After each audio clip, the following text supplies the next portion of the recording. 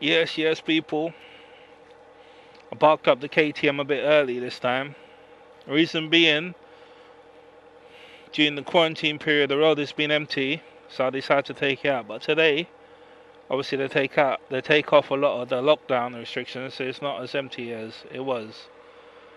I know I ain't gallivanting for no reason. I'm one of them key work, unfortunately. So that's my reason. Anyway, yeah, so I parked the KTM up. I decided to bring out the big boy, the CB. A lot of people want to say he's a big boy, but trust me, this bike is scary. I don't know. It took me a good what 30-40 mile to actually settle a bit on it. Yeah, I settle on it a bit better now. I'm not so nervous or scared of it. Can't hear a single thing I'm saying in it. Eyes open. But yeah, so it took me a little while to get the hang of it. Obviously, having a gear indicator helps. I just fitted that. That helps. The thing is, it's not knowing. The thing with a big bike is that you're in a lower gear. Like now, I'm in third. If this was my 125, I'd probably be in fifth cruising along here. Yeah, doing 30 mile an hour. I can do that. Well, more likely fold, but say fifth.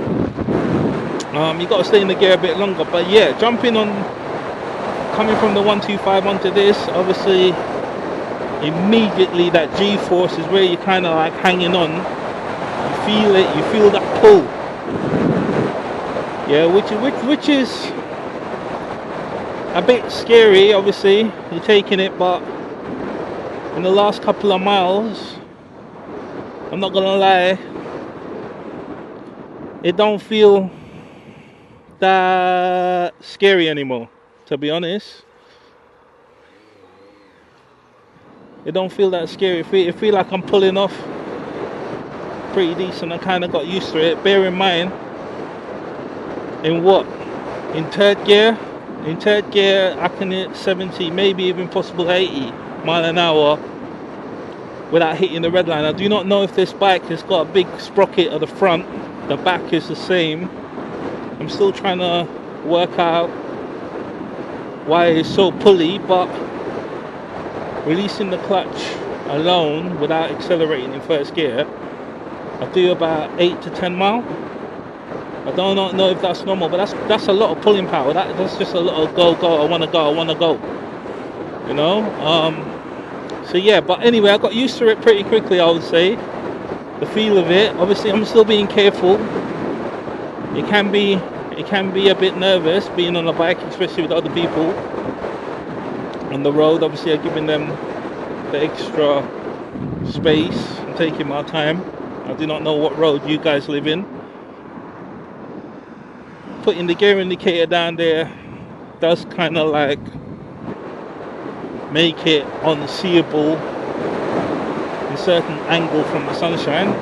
It's just a glare. But yeah, it's fine. I'm on it. Finally on it. I bought her sometime last year, and I haven't really ridden her. Today's the first day. I've decided that I'm actually going to take her for the rest of the week. Try not to do anything stupid. That's the most important thing anyway. I've been taking it easy. I'm just getting used to the sound, getting used to the vibration, the feel of it in general. It's just getting used to it, really. It's definitely not like the 125. It's far off from the 125. She does feel. Go on, mate. Go on. You want to go back? Yes. So why would? Anyway, like I said, the road is it's not the MTS of road, and you do get people like that on the road. But yeah, I've been throwing her around, flipping her, do some maneuver, and she feel a lot better. At 30 mile an hour, she feel a lot more stable than easy black car Audi. Yeah. She feel a lot more stable than the KTM. No, red light. Oh well, fuck it. Yeah, she does feel a lot more stable at that kind of speed. In maneuvers wise, weight wise, very heavy. Obviously being a 4-cylinder, it's gonna be heavy regardless. But yeah, she's in general. I'm coping okay jumping on it. From coming from the 125, mainly riding that near enough all my life. Obviously, I rode in 180s and 200s, and I rode in a 400 a long time ago. But that was long time ago. Mainly, I'm on a 125. Coming off the 125 onto this it takes a little bit getting used to. But once I don't think I'm perfect at it yet. I'm still getting used to it.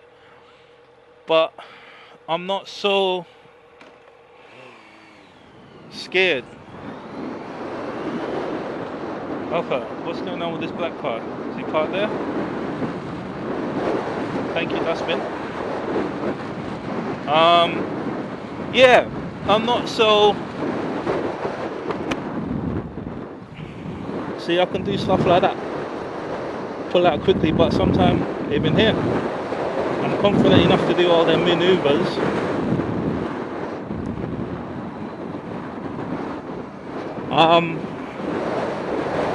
But yeah, she does feel solid. I can see why people would want a big bike. You get that buzz, that feel of hang on for dear life. You know, some people say, oh, it's nothing, it's not powerful, try it on one. Try something more. It's pretty quick, for what it is. It's what? 85, 90 brake? Yeah. That's quick. What? 10 years, 15 years ago, it'll take 1,000 cc to produce that kind of power. Near enough.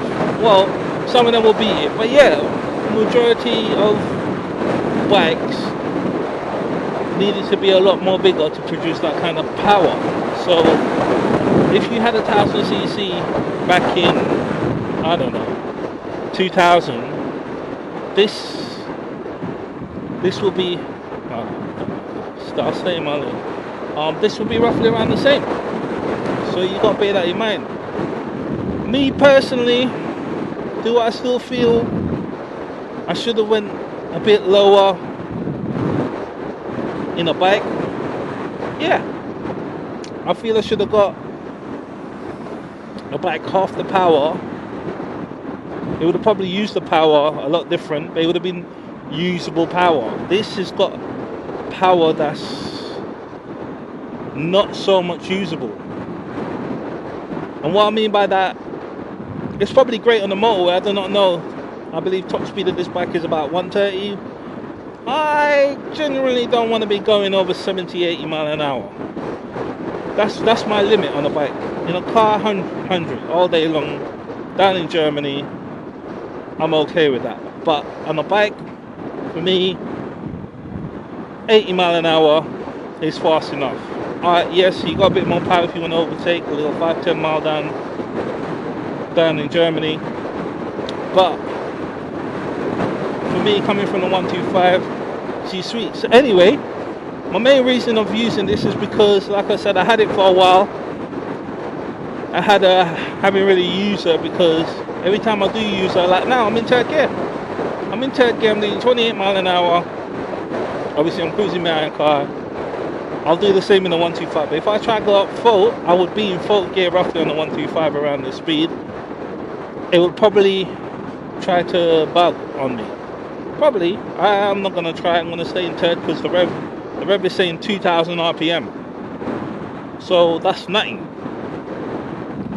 Yeah, but the real reason why I took this out today is because I have to use it.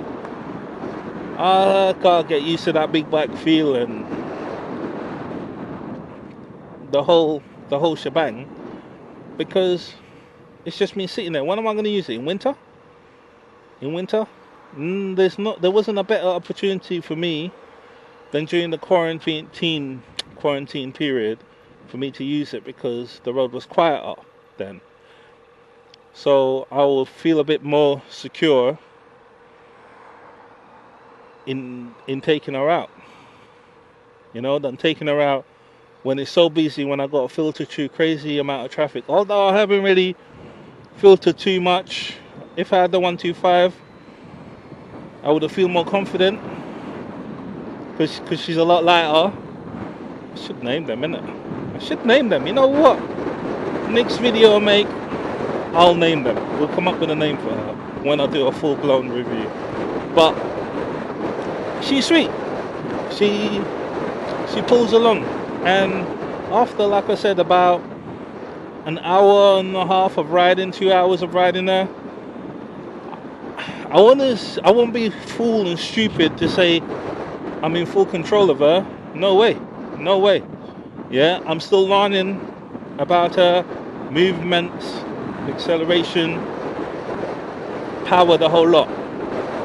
Yeah, but in general, I'll say about 2 hours sitting on her, I feel confident. I feel more relaxed with her in movement, acceleration. I've been accelerating a bit hard sometimes, but there was no need for it, really.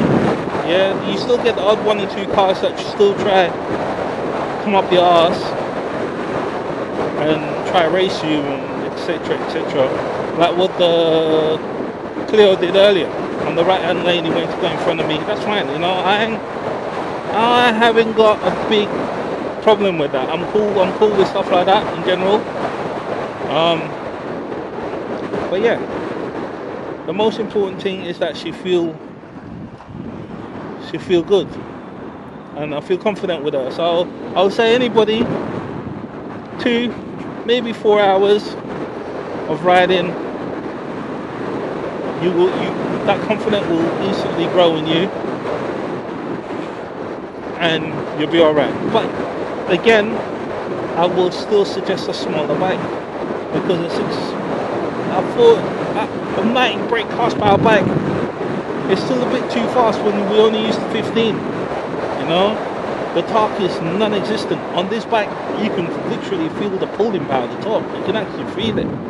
It's like, way you're not used to it. In a car, it's different, because in a car, you're kind of pushed back to the seat. On this, when this pull you back, where are you? Where are you really? Holding on to the handlebar and sitting in a position that you're hoping you don't fly off, like do a Superman thing on it, But yeah, in general,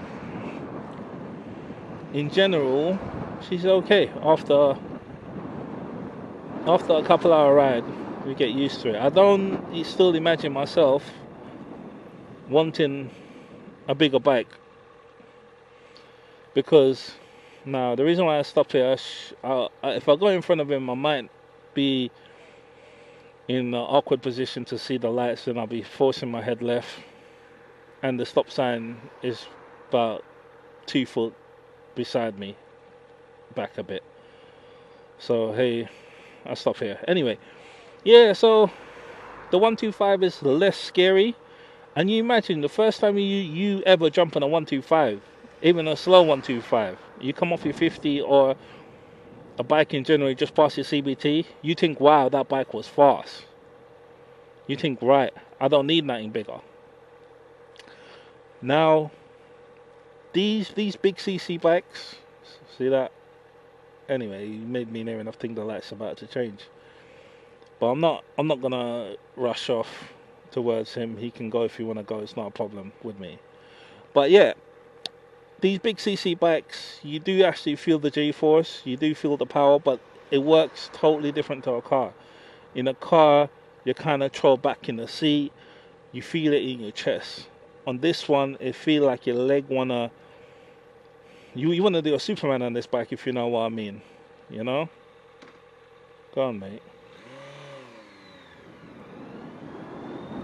Um,